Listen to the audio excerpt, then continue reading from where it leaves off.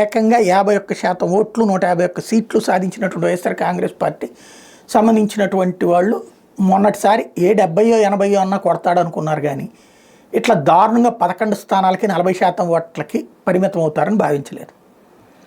అప్పటి నుండి వాళ్ళకి ఒక కన్ఫ్యూజన్, ఒక షాక్లో ఉన్నారు. వాళ్ళ యొక్క షాక్లో నుంచి వచ్చిందే ఈవీఎంల మేనేజ్మెంట్ అన్నటువంటి పదే పదే అదే వాడుతున్నారు. నేను అప్పుడే చెప్పాను, ఇది పనికిమాలినటువంటి స్టేట్మెంట్లు. 2 సంవత్సరాలకు ముందు నుంచి ప్రారంభించింది. ఫస్ట్ సంక్షేమ పథకాల అభివృద్ధి జరుగుతున్నప్పుడు ఎవరూ పట్టించుకోవాలి.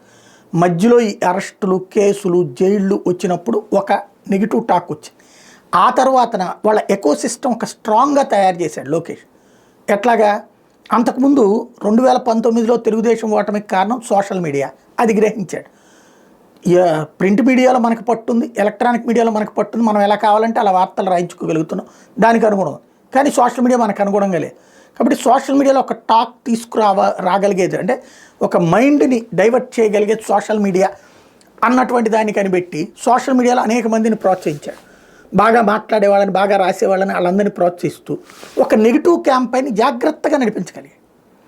ఆ నెగిటివ్ క్యాంపెయిన్ జరుగుతున్నప్పుడు వైసీపీ తిట్టింది బూతులు, భాష తప్పించి పాయింట్కి అర్థమయ్యేలా చెప్పడం వీళ్ళకి చేతకాల. నేను అప్పుడు కూడా అనేక సార్లు ప్రస్తావించి, నా వీడియోలు ఫాలో అయ్యేటటువంటి వాళ్ళకి తెలుసు, అనేక సార్లు ప్రస్తావించి వాళ్ళకి ఒక ఎకోసిస్టమ్ మొత్తం ప్రిపేర్ అవుతుంటే ఇక్కడ వీళ్ళు చేతులు చేష్టలుడికి చూస్తున్నారు. బూతులు తిట్టి అదేదో సర్దుకుంటా ఉన్నారు. బూతులు తిడితే ప్రజలకి నెగిటివ్ అవుతుంది, వాళ్ళు ఒక నెగిటివ్ క్రియేట్ చేస్తారు, వీళ్ళు ఇంకొక నెగిటివ్ క్రియేట్ చేసుకుంటారు.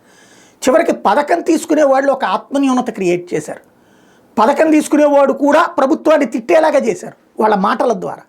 ఆ మాటల ట్రాప్ని సరిగ్గా కౌంటర్ చేయడంలో జగన్ విఫలమయ్యాడు. ఫలితం డబ్బులు తీసుకునేవాడు తను సత్శీలుణ్ణి అని నిరూపించుకోవడానికి వ్యతిరేకంగా ఓటేశాడు.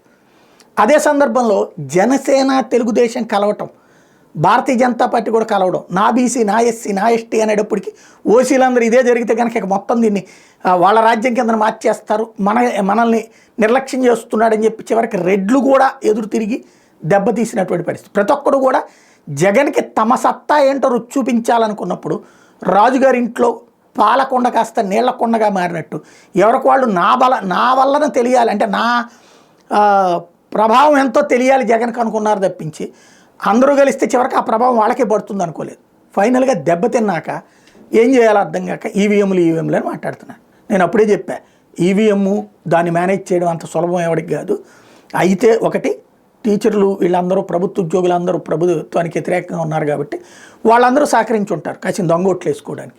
రెండవది, ఆ సందర్భంలో వైఎస్ఆర్ కాంగ్రెస్ పార్టీ వాళ్ళని ఆ రోజు భయభ్రాంతులకు గురి చేసేశారు.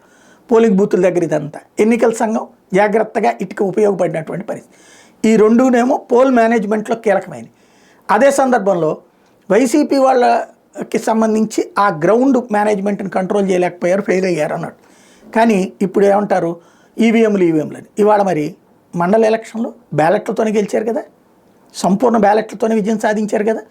అక్కడెందుకు 2023లో జరిగినటువంటి గ్రాడ్యుయేట్ ఎలక్షన్స్ కూడా బ్యాలెట్లే కదా, అప్పుడు గెలిచారు కదా బ్యాలెట్లతోనే తెలుగుదేశం పార్టీ.